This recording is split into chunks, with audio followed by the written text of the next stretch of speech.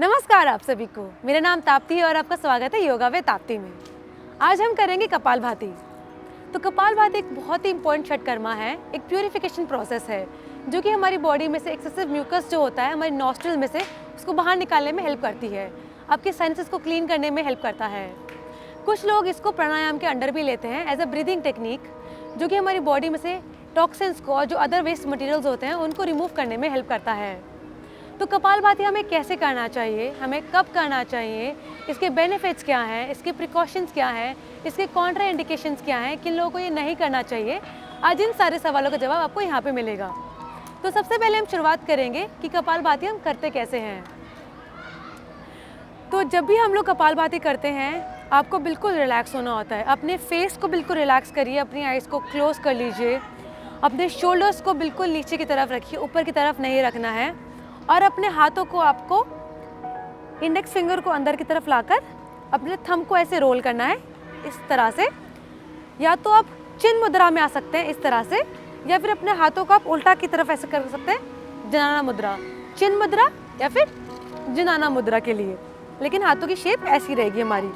तो हाथों को यहाँ पे रख के शोल्डर्स को बिल्कुल नीचे की तरफ रख के, बिल्कुल फेस पे कोई झुर्रियाँ नहीं पड़नी चाहिए, बिल्कुल रिलैक्स रखना है। हम स्टार्टिंग में बिल्कुल नॉर्मल ब्रीदिंग करेंगे, इनहेल एक्सेल।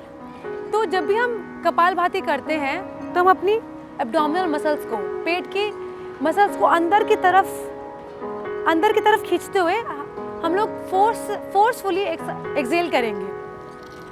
तो अपनी एब्डोमिनल मसल्स को अंदर की तरफ खींचते हुए फोर्सफुली एक्सेल करेंगे अपने दोनों नॉस्ट्रिल से। मैं आपको एक बार दिखा देती हूँ। Normal breathing. तो मैं अभी अपनी मसल्स को अंदर की तरफ सिकोड़ रही हूँ और फोर्सफुली एक्सेल कर रही हूँ। तो हमें फोर्सफुली एक्सेल करते हुए पेट को अंदर की तरफ खींचते हुए करना है। और जब हम इनहेल करेंगे तो ऑब्वियसली जब हम लोग एक्सेल कर रहे हैं तो हमें इनहेल भी करना है। तो हम लोग फोर्सफुली एक्सेल करने के बाद स्पॉन्टेनियसली इनहेल कर रहे हैं, मतलब उसके लिए हम कोई फोर्स नहीं कर रहे इनहेल करने के लिए। तो मैंने जैसे कि अभी एक्सेल किया, इनहेल नॉर्मल, फिर एक्सेल नॉर्मली इनहेल। तो इनहेल करने में कोई फोर्स नहीं लगाना है, आपको पीसफुली करना है, स्पॉन्टेनियसली करना है, अपनी बॉडी के अकॉर्डिंग करना है। अगर आप बिगिनर हैं तो आपको जैसे कि आप स्टार्टिंग में एक राउंड में 5 से 10 बार करिए, जैसे कि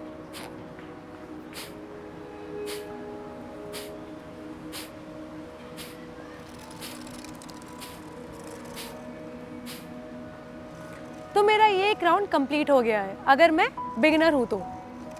जैसे जैसे आपकी अगर एब्डोमिनल मसल्स स्ट्रॉन्ग होंगी, आपको लगेगा कि हाँ स्ट्रेंथनेस बढ़ता जा रहा है, मेरी स्ट्रेंथ बढ़ रही है, तो आप एक राउंड में एक बार में पहले 10 से स्टार्ट करके आप 20 पे जा सकते हैं। फिर धीरे धीरे आप एडवांस प्रैक्टिशनर बनते जा रहे हैं तो 30 से लेकर 50 तक लेकर आप एक राउंड में कर सकते हैं। लेकिन आपको ये मेंटेन करना है कि पहले अंदर की तरफ से खींचते हुए एक्सेल करना है फोर्सफुली इस तरह से। हाथों की मुद्रा आपको समझ आ चुकी है, चिन्ह मुद्रा या फिर जनाना मुद्रा। तो ये हो गया है कि हमें ये कैसे करना चाहिए। आई होप आपको ये समझ आया होगा। अंदर की तरफ खींचते हुए फोर्सफुली एक्सेल करते हुए और नॉर्मल इनहेल करना है। तो आराम आराम से आप इसको करें। तो इसके प्रिकॉशंस, इसके अब हमें इसे कब करना चाहिए।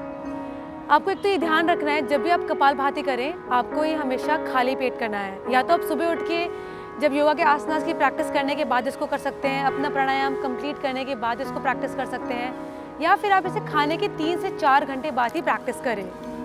एक बात और, इसको करने से पहले अगर आप सोने जा रहे हैं तो उसको तब बिल्कुल प्रैक्टिस नहीं करना चाहिए, तो आपको ये नींद लाने में हेल्पफुल नहीं रहेगा। आपको हो सकता है कि नींद उड़ ही जाए, तो इसे सोने से पहले से आपको बिल्कुल प्रैक्टिस नहीं करनी चाहिए। और अगर आप बिल्कुल बिगिनर हैं और आपको लग रहा है कि प्रैक्टिस करते करते आपको डिजीनेस फील हो रही है, तो उस केस में आप बिल्कुल रुक जाइए, फिर नॉर्मल ब्रीदिंग करिए and then you can start back again. अगर तब भी आपको डिजीनेस फील हो रही है, आपको चक्कर आ रहे हैं इसे करते करते, तो आप इसको फिर किसी टीचर के अंडर ही प्रैक्टिस करें। ये हो गए इसके प्रिकॉशंस। अब इसको आप, इसके कॉन्ट्रा इंडिकेशंस क्या है, इन्हें किन लोगों को नहीं करना चाहिए। अगर आपको रिसेंट कोई स्ट्रोक आया है या आपको हार्ट डिजीज़ की प्रॉब्लम है या फिर आपको हर्निया की दिक्कत है और गैस्ट्रिक अल्सर की दिक्कत है, वर्टिगो में चक्कर आते हैं नॉर्मली, तो आपको उन केस में इसको अवॉइड करना चाहिए। अगर आप प्रेग्नेंट हैं तो भी आपको ये अवॉइड करना चाहिए बिल्कुल। तो इसके बेनिफिट्स क्या हैं? हम इसके अब बेनिफिट्स पे आते हैं। एक तो ये आपकी लंग की कैपेसिटी को स्ट्रॉन्ग करता है, स्ट्रेंथन करता है, और जो हमारी बॉडी में ब्लड सर्कुलेशन है उसका फ्लो काफ़ी अच्छा करता है। आपके जो डाइजेस्टिव ऑर्गन्स हैं उनको टोन करता है। और कपालभाति करने से अगर आप डेली इसको प्रैक्टिस करते हैं तो इससे आपका कंसंट्रेशन पावर भी काफ़ी इंप्रूव होता है, आपका फोकस काफ़ी इंप्रूव होता है और आपके चेहरे पे भी काफ़ी ग्लो आता है। तो इसके काफ़ी सारे फ़ायदे हैं, तो ये आपको रोज़ ही प्रैक्टिस करना चाहिए। तो अब हमने इसका डिस्कस कर लिया कि इसके प्रिकॉशंस क्या हैं, इसे कब नहीं करना चाहिए, इसके बेनिफिट्स क्या हैं और किन लोगों को इसे नहीं करना चाहिए, और मैंने आपको अच्छे से बता दिया है कि इसे परफॉर्म कैसे करना चाहिए। तो आई होप आपको ये हेल्पफुल रहा होगा।